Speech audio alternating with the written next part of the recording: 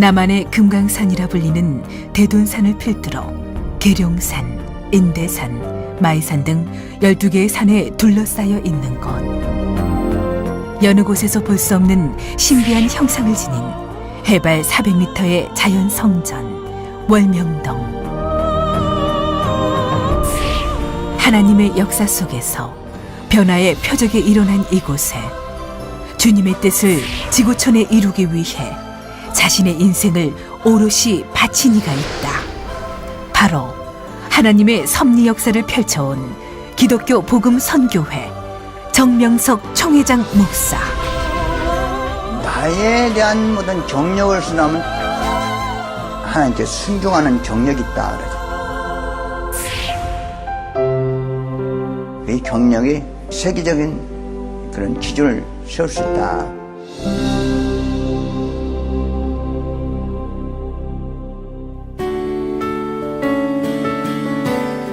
늦은 밤 새벽부터 시작된 작업이 하루해를 훌쩍 넘기고도 계속되고 있다. 돌 하나를 쌓을 때마다, 나무 한 그루를 심을 때마다 하나님과의 사랑의 사연도 쌓여가고 있는 월명동 개발 작업. 90년도 들어서면서 우리에게 거할 곳을 주시지 않으시 그곳이 바로 성지 땅 월명동 선생님 고향입니다. 어느 날 앞단에서 기도를 하고 있을 때 이곳은 하나님이 온 지구촌에 거룩한 땅으로 쓴다는 하나님의 음성이 들렸어요. 잡풀과 잡목으로 우거진 월명동에 하나님의 예정된 뜻이 있음을 깨달은 그는 개발을 결심하고 작업에 들어간다. 하지만 그저 삭막한 골짜기인 이곳을 하나님의 구상대로 아름답고 신비하고 웅장하게 만드는 일은 쉽지만은 않았다. 설치 여기 할 때도 세면 공고리 갖고 칭칭대 만나려 했잖아요. 그 전부 합판 때 2천만 원 사다가 짜고 있을 때 하나님께서 나 뒤쪽에서 앉으라 해놓고 음성이 들렸어. 하나님께서 슬쩍 보였는데 이런 조경이 보이더라고요. 이렇게. 순간 돌로 쌓아야 된다 해서 그때 돌로 쌓아서 첫 칸은 딱 길을 나고 두째 칸은 3층을 맞는데 두째 칸은 소나무를 심어서 3년 지나갈 때 뱃담 그렇게 해야 된다 하더라고요. 딱 그래. 수십 톤에서 100톤 이상이 되는 거대한 돌들을 해발 400m로 끌어올리고 경사진 곳에 세워서 쌓는 작업에는 죽음의 고비가 수차례 찾아온다.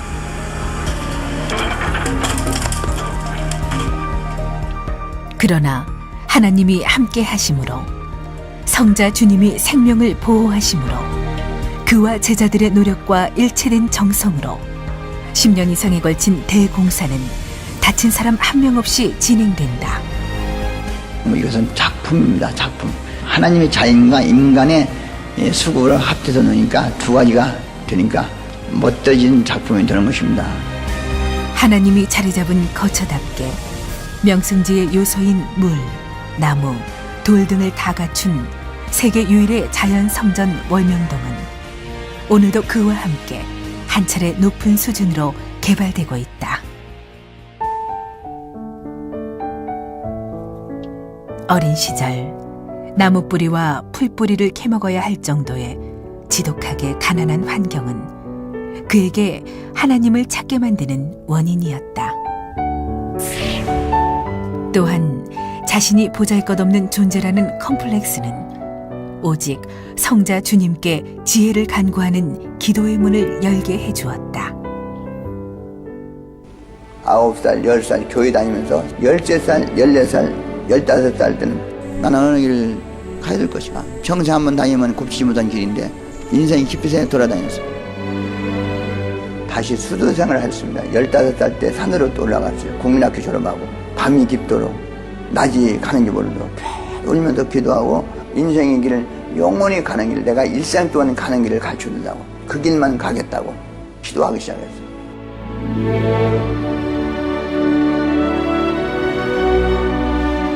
이때부터 마치 신부가 신랑을 사랑하듯 성자를 모시고 섬기며 사랑한 그는 주님께 성경 속 진리를 배우게 된다. 그리고 죄악으로 물든 세상에 떠내려가는 자를 건져내야겠다 결심하며 전국에 전도하러 다니기 시작한다. 불쌍한 사람을 도와주고 hun연히 보고 같이 친구가 되고 그들에게 하나님 말씀을 전해주고 예수를 믿으라고 해주기도 하고 살은 것이 기억납니다.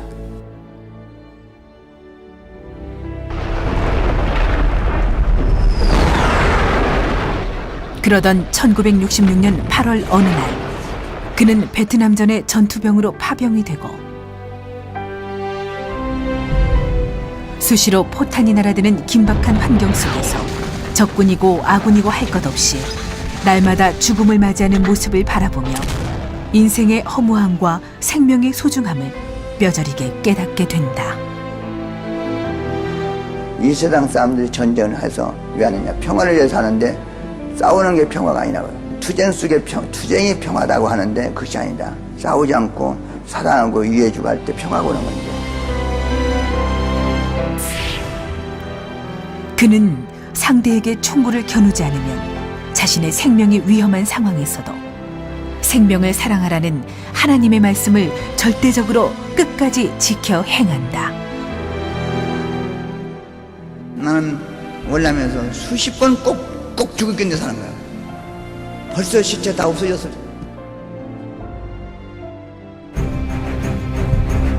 시대 복음을 전하여 사람들을 하나님의 품으로 돌아오게 하는 생명 구원의 사명을 받은 그는 본격적으로 하나님의 섭리 역사를 펼치기 위해 1978년 상경한다. 시골에서 올라왔을 때 도표 그리고 가방 하나 그리고 뭐 특별한 것이 없었습니다. 시대의 말씀을 전하는 세계에 대해서 이 복음을 피하니까 서서히 작은 방이 생겼습니다. 나를 통해서 하나님이 서서히 새로운 역사를 그렇게 해 오셨다는 것입니다. 하나님의 진리로 인생길 방황하는 자에게 길을 찾게 해주고 마음이 억눌린 자를 치유해주자 그에게는 구름같이 많은 사람들이 따르게 되고 그는 간절한 기도와 오직 하나님을 중심하는 사상으로 21년 만에 전국 각 지역에 교회를 세우게 된다. 작년도 참 일 많이 했어요. 저거 합산적은 그거 다 문은 다 다시 쌌지. 연못 팔각정 저기 동네선 팔각정 했지. 연못 다시 또 쌌는데 일부 했지. 여기 또 했지. 집회가 410몇 번 이런 집회를 했더라고. 예, 그리고 개 있는 놈 한 2, 30명 했을 거야 아마. 외국에 가서 또 일을 하더면 죽어도 여한이 없어 하는 시간들입니다. 알겠어요? 외국으로 달려가서 또 일을 해야 되지 않겠습니까? 우리는 우리나라만 위해서 나 보낸 것이 아니고 세계를 위해서 이 복음을 위해서 보냈으니까 해야 되지 않겠습니까? 1999년 하나님과 성자 주님은 개인, 가정, 민족의 차원을 넘어 세계 구원의 역사를 이루게 하기 위해 그의 발걸음을 해외로 돌린다. 그는 프랑스, 이탈리아 등 유럽 각국을 돌며 각 민족을 위한 애타는 심정의 기도로 회개의 조건을 세운다. 알아주는 자 하나 없는 상황이었지만 어느 누구보다 하늘의 심정을 깨달았기에 한 사람 한 사람에게 먼저 다가가며 주님의 사랑과 희생정신을 몸소 보여준다. 그리고 결국 그는 하나님과 인류를 향한 사랑이 바탕이 된 기도와 말씀으로 세계 50개국의 섭리 역사에 촛대를 꽂는다. 나는 인류를 구원시키고 싶었어요. 사망에 있는 사람들 생명을 구원시키고 싶어. 그런 말씀을 주었어 또 하나님. 그래서 그걸 전해주는 거예요. 내 목적은 하나님의 목적이요, 또한 나의 목적이요, 또 여러분들의 목적이요, 온 인류의 목적이 됩니다.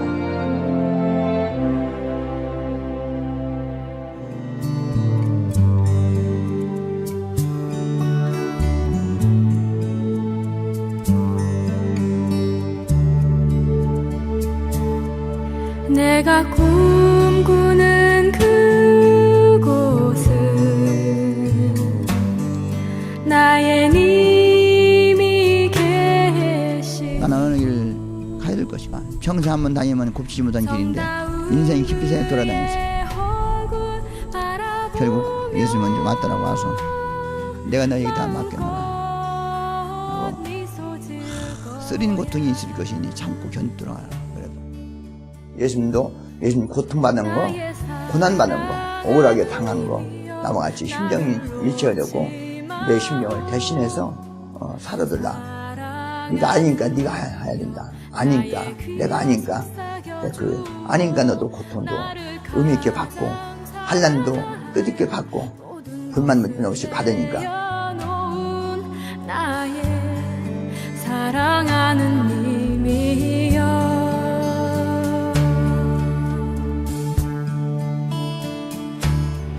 오늘도 그는 하나님의 사역자로 쉴 새 없이 바쁜 하루를 보낸다. 비록 그가 있는 곳은 육적으로는 지옥 같은 환경이지만 그는 그 환경에 전혀 굴하지 않고 말로 전하지 못하는 복음을 펜끝으로 끊임없이 전하고 있다. 그가 전하는 말씀은 현실과 동떨어진 허무맹랑한 말씀도 아니요 이치에 안 맞는 논리를 무조건 믿으라고 하는 옛 시대의 말씀도 아니다.